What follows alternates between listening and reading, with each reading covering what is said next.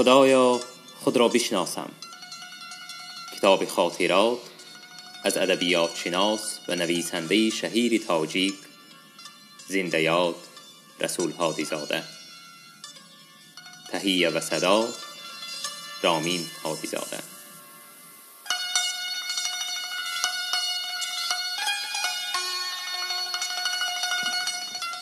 کارهای ردیا بعد از آمدن به استرین‌آباد اوج گرفت. ردکسیه‌های تاجیکی و کارمندان کمشماری آن، احراری، بهبودی، من و ماشینیستکه باسواد و خوشاداب خدیجه خانم با ردکسیه‌های دیگری ادبی و موسیقی و سیاسی ازبکی و روسی در دوستی و محبت کار می کردیم و در ردیا موقعی خوب و محبوبیت نیز داشتیم. در این مدت باری چند با رادیوی تاجیکستان تبادل برنامه ها کردیم و این تبادلات خوب گذشت.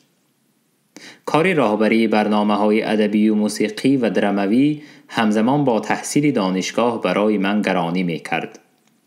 چند نفر را به دکتری قبول کردیم، اما صدا و آهنگ خواندن آنها به طلبات موافق نبود. باری یک نفر تاجیکی فرهانگی خوشقد و قامت و به معنی را به دکتری گرفتیم.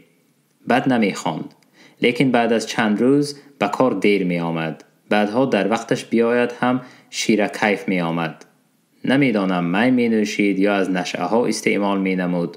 در هر صورت گپ و گپزنی ها و معامله ها از چارچوبه عقل و منطق بیرون بود. خلاصه شخصی مناسب به دکتری پیدا نمی کردیم.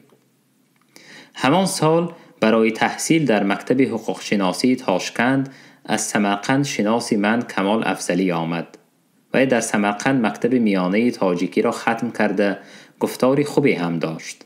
او را به دکتری قبول کرده چند مدت چون شاگرد تعلیم دکتری دادیم و دیری نگذشت و به این وظیفه موافق آمده به اصطلاح دکتری کسبی شد. اکنون برای خواندن اخباری تاجیکی آوازی زن هم لازم بود.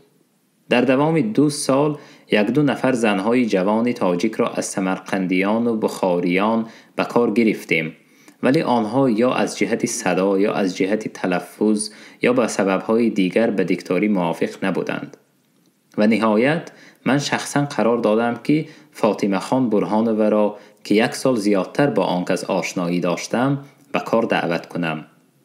دعوت من برای آن کس غیر چشم داشت بود و در قبول آن جرأت نکرد، لیکن به اصرار ترغیب کردم که در این کار خود را آزماید. چند روز در خانه با ایشان مشق کردیم تا که آهنگ و سلیقه خواندن وی به وضع موافق وارد شود. در آخر از میکروفون هم با خواندن خبرهای خرد سنجش گذرانیدیم. آوازی فارم و تلفظ تازه تاجیکی آن کس برای دکتری خیلی موافق بود و خودش هم تدریجاً دلیرتر شده به آهنگ کار وارد گردید. از آخر سال 1947 تا رفتن من از تاشکند، درسترش از رادیو، دکتری دائمی خبرهای آخرین به زبان تاجیکی فاطمه خان برهانوه بود. چنانکه پیش از این ذکر شد، با فاطمه خان برهانوه بیش از 1 سال بود که شناس بودیم و بعدتر مثل دادر و خواهر با هم قرین و خویشاوند شدیم. در دوام چند سال تدریجاً از زندگی گذشته ایشان و اولاد و خویش و تبارش واقف گردیدم.